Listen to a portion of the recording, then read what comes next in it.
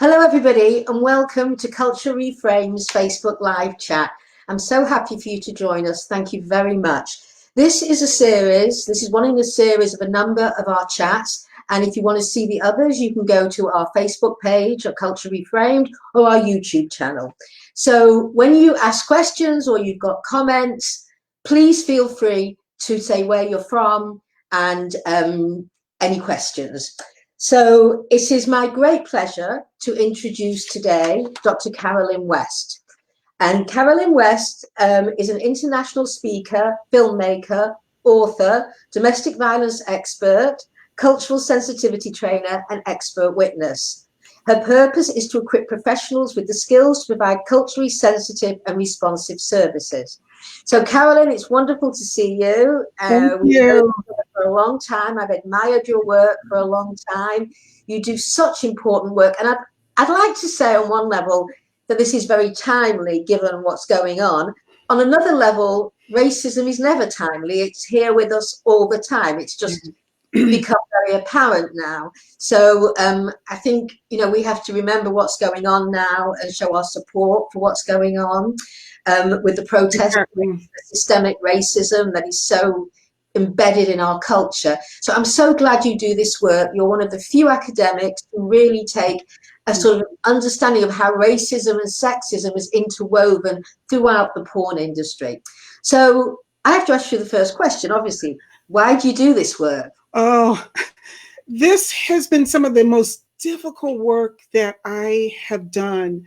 I'm a domestic violence researcher and sexual assault researcher. And I'm also a sex educator. I've been teaching human sexuality classes for more than 30 years.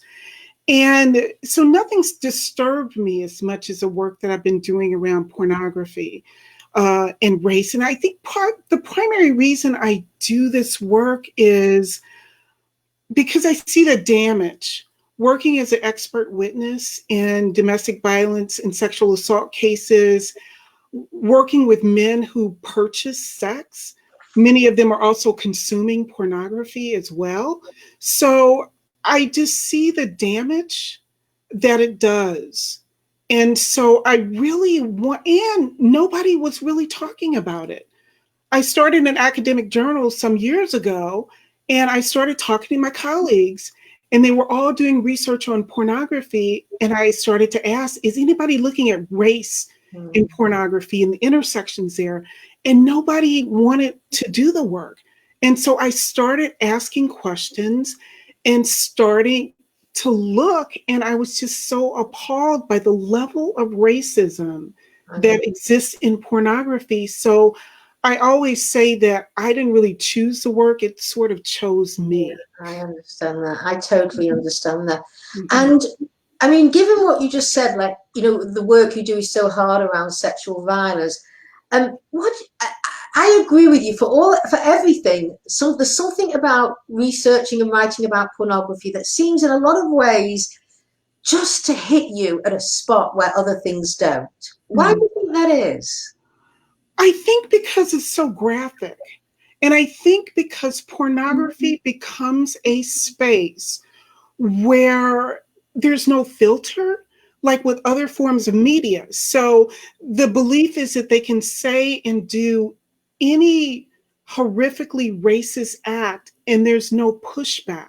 Exactly. So the racism is more overt and in your face in a way that it's more subtle in other forms of media. Exactly. And that's what amazes me is that how pornography gets a pass, how racism gets a pass in pornography in a way that no other media genre, you're right, it's more subtle in other things, but it's so overt in pornography. It's like takes your breath away when you look at it. They don't even try to hide. And in fact, they use the racism as a way to kind of add sizzle to the sexism so that they meld the racism and the sexism to demean and debase women of color even more. Exactly. And I think that's what we're seeing. That's what we're seeing today in contemporary pornography that is so troublesome. And another reason I do the work too is because I think there's such a silence and secrecy around Black women's sexuality. For 400 years, we have had to fight to have any kind of ownership of our sexuality. So there becomes this kind of politics of respectability around sex, Yeah. where we want to assert to the whole world, this is not who we are. So we go to the opposite extreme and say, we're just not going to talk about sexuality at all. And so any kind of discussion of that, I immediately get pushback that somehow I'm exploiting Black women by talking about these images or critiquing these images. And that's never been my intention. But it's horrific and it's painful. So you do get that pushback, which is more of a reason to talk about it, I would think. Well, the irony that you're the one exploiting women of color as opposed to the industry and the whole culture as exploitation of women of color's labor. And also, I'd like to say that when sort of I look at the racism in porn, it's also awful with the men of color. I mean, the images of men of color are just awful and pull on every stereotype and trope that this country was built on. Exactly. I think that's what people need to understand. These images that I'm critiquing they predate the founding of the United States. These images have been around for hundreds of years. Porn just capitalizes and monetizes them, but they've always been there. Totally. So I want to ask you, when you look at how are the images actually different when it comes to Black women versus white women?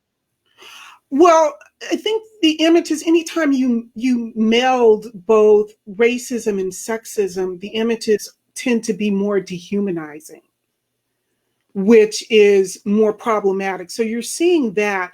You're seeing also more violence against African American women and men too in pornography, because it's so deeply steeped in these hundreds of years of history.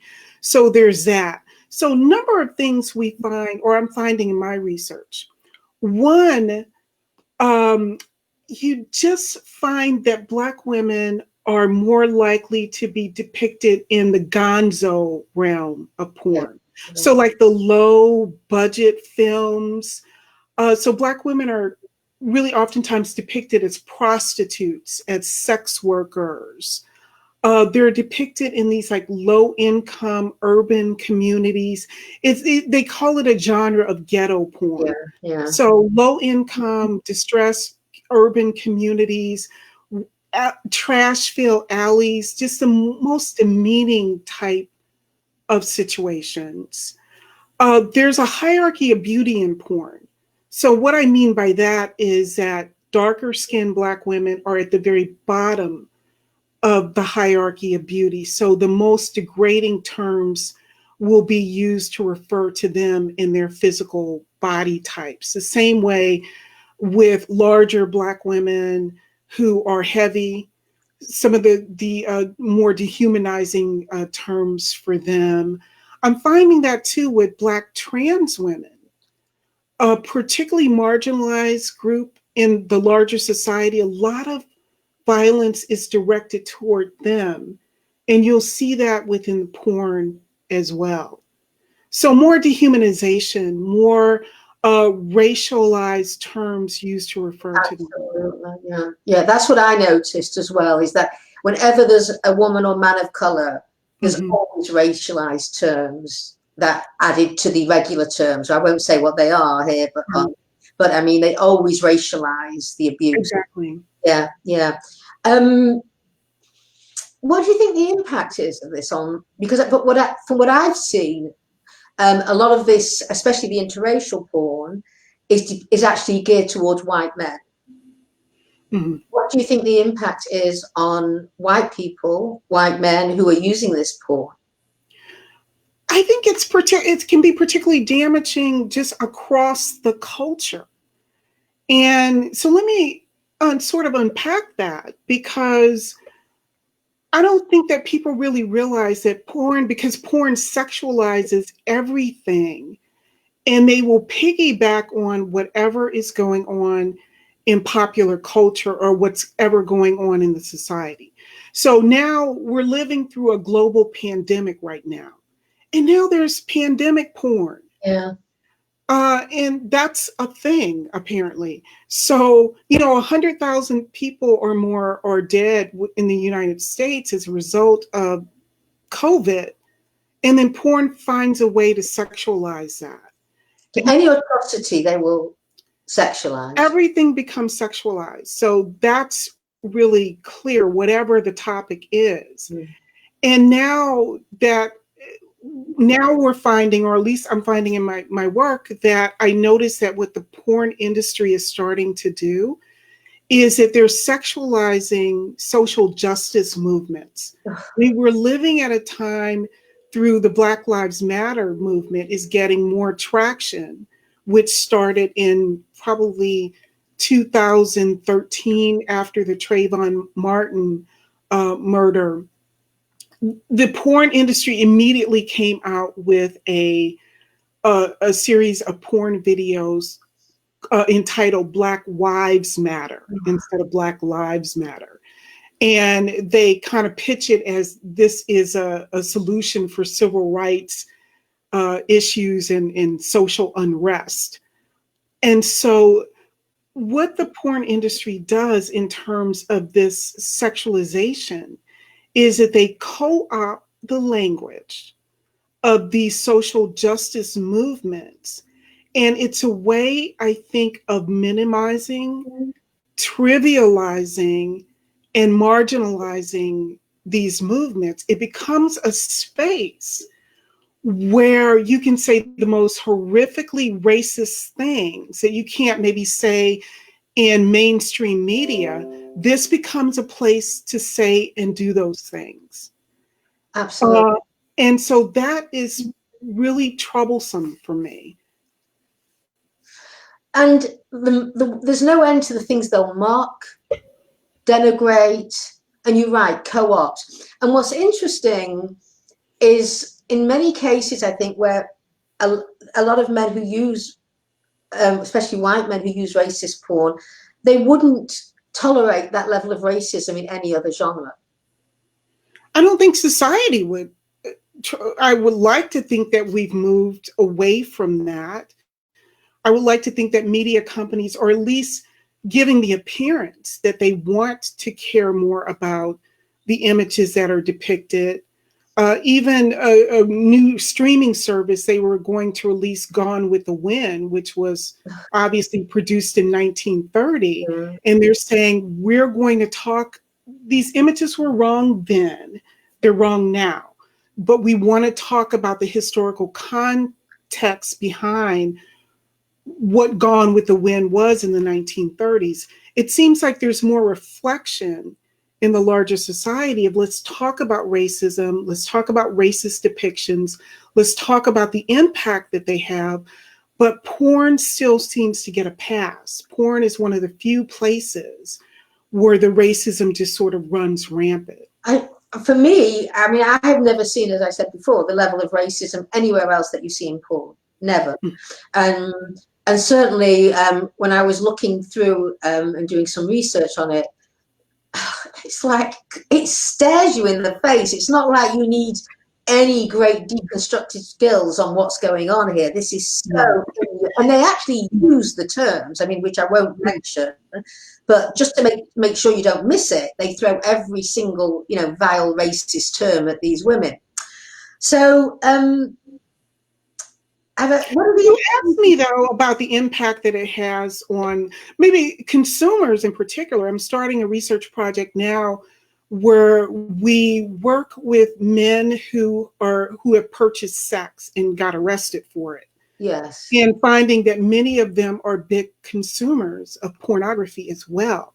So really starting to step back and ask the question, we can't sort of disconnect those things. So if you're purchasing sex, you're also consuming porn, and you're seeing these kinds of racist depictions, then how then does that shape who you're purchasing, who you're exploiting, and how you're exploiting them?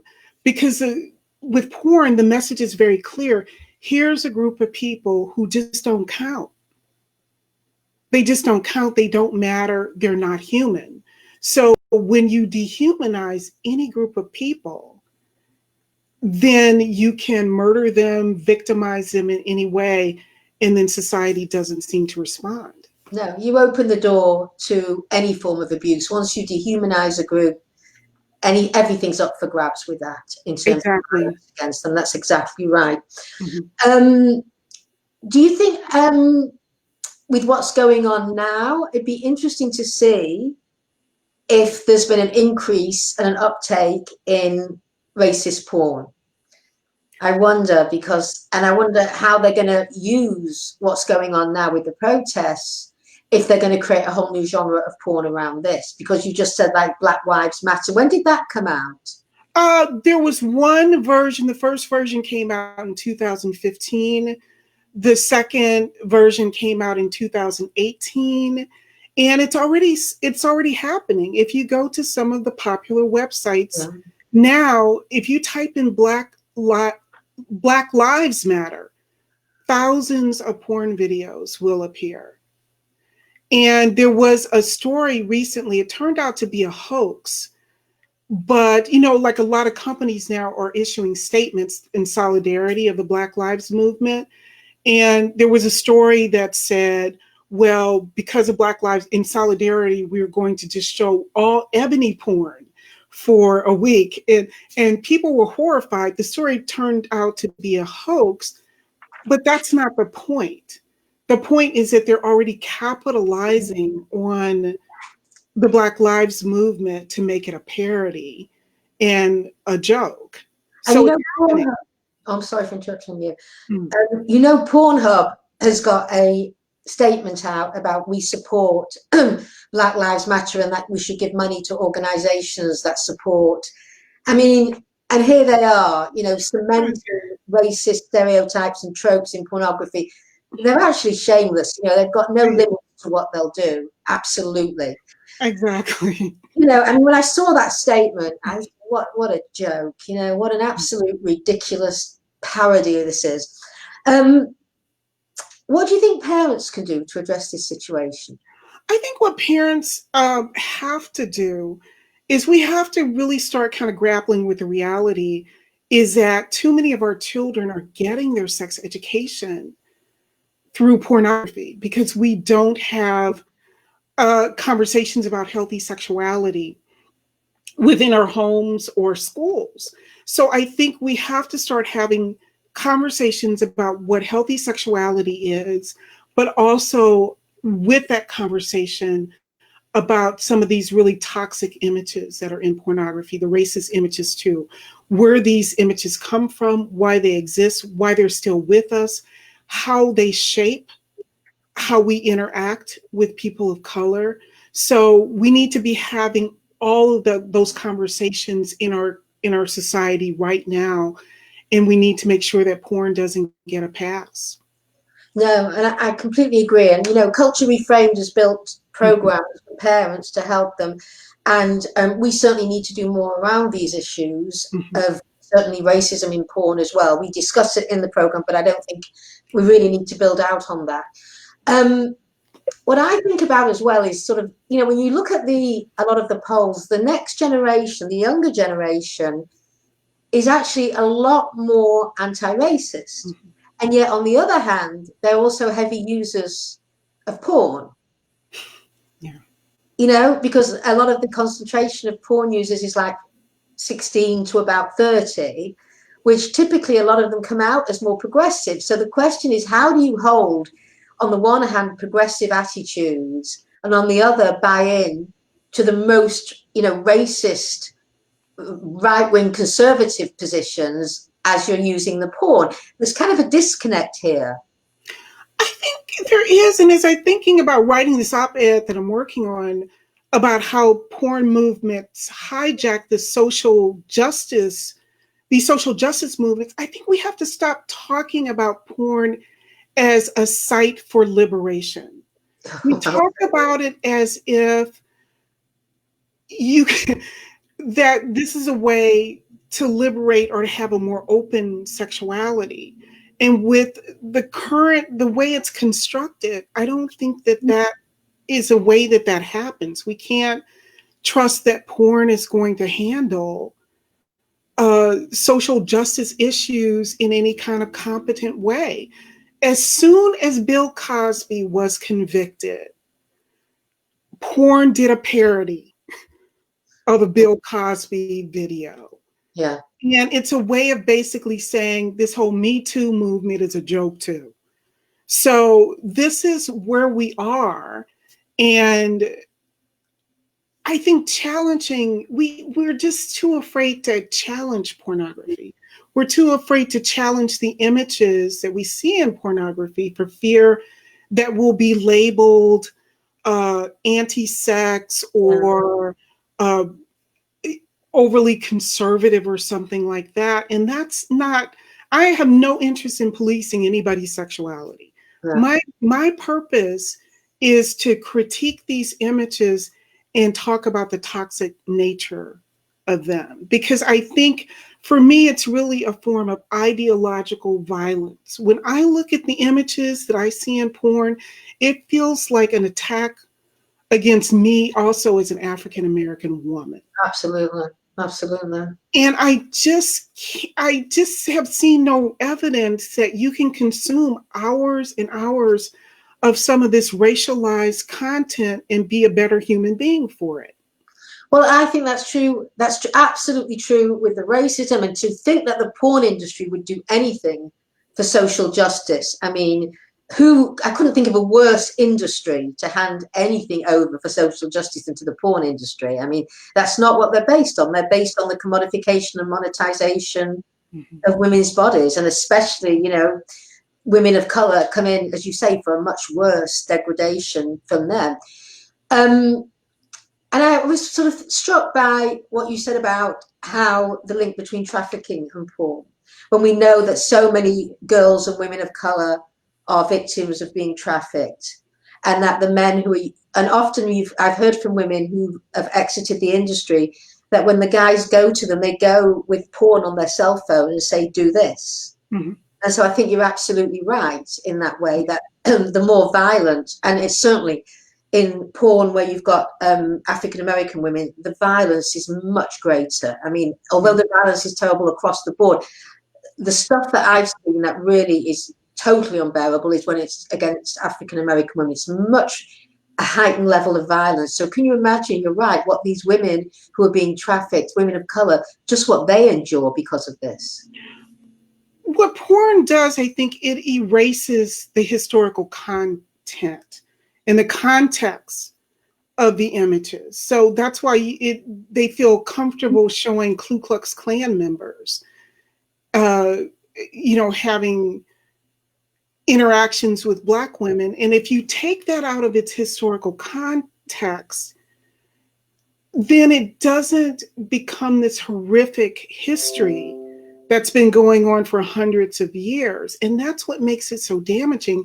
And I think the time that we're living in now, if you can make it ahistoric, then you can make it a scene that people are just upset and protesting in the streets for no reason. Yeah, exactly. And if you can take sexual violence out of the historical context, and then we don't have to grapple with hundreds and hundreds of years of Black women being sexually assaulted and victimized. So then you can enjoy your porn and not feel guilty about it. Don't you find it amazing how after all this time, it can possibly be taken out of context, given the history of what we know and this country? I mean, and most countries, that the level of racism, I mean, that historical context gives meaning to what's going on in the present day. Exactly. And that's the conversations that we need to be having as well when we talk about these images. Absolutely. I think that's part of a media literacy, and somebody's mentioned media literacy here. Yeah, I see a lot of wonderful conversations in the chat, and a lot of people who have supported me over the years in my work, and I appreciate them being here and appreciate them encouraging me to continue to do this work. Oh, absolutely. And talk a bit about your documentary. So the documentary, let me tell you about Black Chicks. The trailer is on my website, and also a lecture that I gave on pornography is on the website. I caution people about it because it's very graphic. Some of the images are very graphic and deeply disturbing, but I think it's important, again, to have those conversations. So it's called Let Me Tell You About Black Chicks because that was a first interracial porn video that came out in 1985. Nice. 1985, when the VCRs became popular and you could watch porn in your home and not go to a seedy movie theater. It was taken off the market because there was a scene of two men dressed as Ku Klux Klan members having sex with Black women. And there was such pushback, it was taken off the market, although you can still find it on all over the internet now. But it was my effort to really unpack, particularly the historical context of where these images come from. And I actually kind of unpack what happened with the R. Kelly situation and why that was so damaging, and how a popular celebrity can make porn using underage girls, minors, children, and there's no pushback in the culture. So that was my first kind of effort to kind of put together my research in a way that hopefully I can use to educate consumers and parents and people who are doing violence research. So if anyone just puts in Dr. Carolyn West, your website comes up immediately. Right. And if you go to www.drcarolynwest.com and go there, what I'm going to do is I am just going to start an email list and start producing more content, discussing racism in porn and just sharing that more widely.